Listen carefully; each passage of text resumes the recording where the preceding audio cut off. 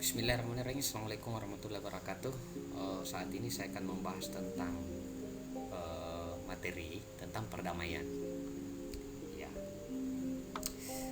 materi ini biasanya dilakukan di proses peradilan perkara perdata pada pengadilan untuk biasanya dilakukan oleh mediasi atau hakim mediator atau mediator swasta ya, untuk mendapatkan suatu perdamaian.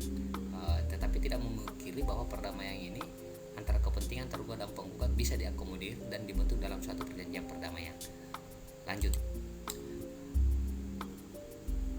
Hampir menghendaki perdamaian. Oke. Pasal 130 HR, jika pada hari yang ditentukan itu kedua belah pihak datang, maka pengadilan negeri dengan pertolongan ketua mencoba akan mendamaikan mereka.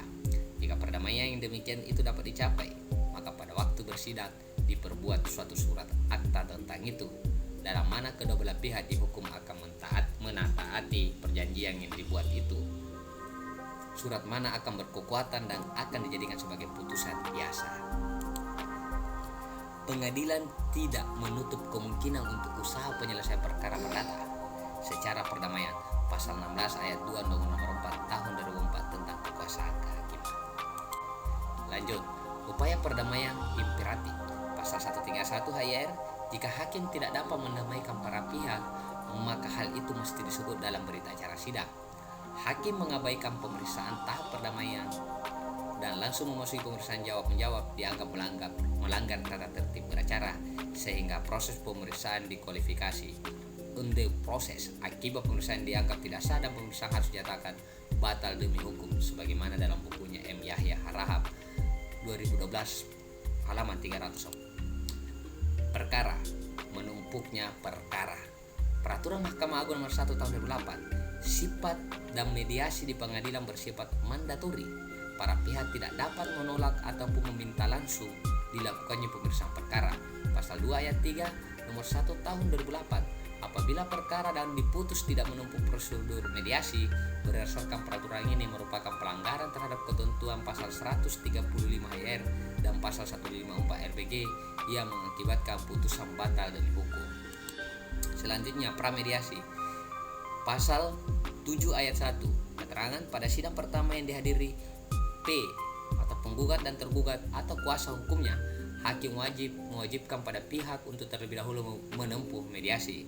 Pasal 11 ayat 1, hakim mewajibkan pada hari itu juga atau paling lama 2 hari kerja berikutnya untuk merunding guna memilih mediator, baik yang ada dalam daftar yang dimiliki oleh pengadilan ataupun di luar daftar pengadilan, termasuk biaya yang mungkin timbul akibat pilihan penggunaan mediator bukan hakim. Pasal 9, mediator yang dipilih bisa dari kalangan hakim ataupun mediator dari kalangan non-hakim dengan syarat telah memiliki sertifikasi sebagai mediator yang telah terakreditasi oleh Mahkamah Agung. Selanjutnya ya, pelaksanaan mediasi. Pasal 10, pelaksanaan mediasi dapat diselenggarakan di salah satu ruang pengadilan dan untuk penggunaan ruangan tidak dikenakan biaya, sedangkan apabila dilakukan di tempat lain, maka biaya yang timbul dari penggunaan tempat tersebut dibebankan kepada para pihak berdasarkan kesepakatan.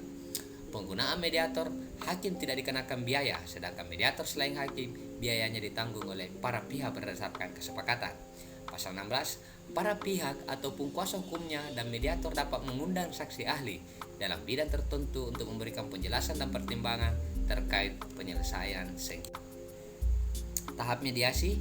Pasal 13 ayat 1, mediasi dimulai 5 hari kerja setelah pemilihan atau penunjukan mediator. Pada pihak wajib menyerahkan resume perkara kepada satu sama lain dan kepada mediator. Proses mediasi berlangsung selama 40 hari kerja sejak mediator dipilih oleh para pihak atau ditunjuk oleh ketua majelis hakim dan atas dasar kesepakatan para pihak. Pasal 13 ayat 3. Pasal 13 ayat 4, jangka waktu mediasi dapat diperpanjang 14 hari kerja sejak berakhir masa 40 hari. Oke. Pasal 17, kesepakatan mediasi. Atas dasar kesepakatan yang telah dicapai berdasarkan permintaan para pihak, hakim dapat mengukuhkan kesepakatan itu dalam akta perdamaian atau akta vandendi yang memiliki kekuatan hukum tetap. Apabila para pihak tidak menghendaki dikukuhkannya kesepakatan itu ke dalam akta perdamaian, maka dalam kesepakatan tertulis itu harus terdapat klausula yang memuat pernyataan pencabutan perkara.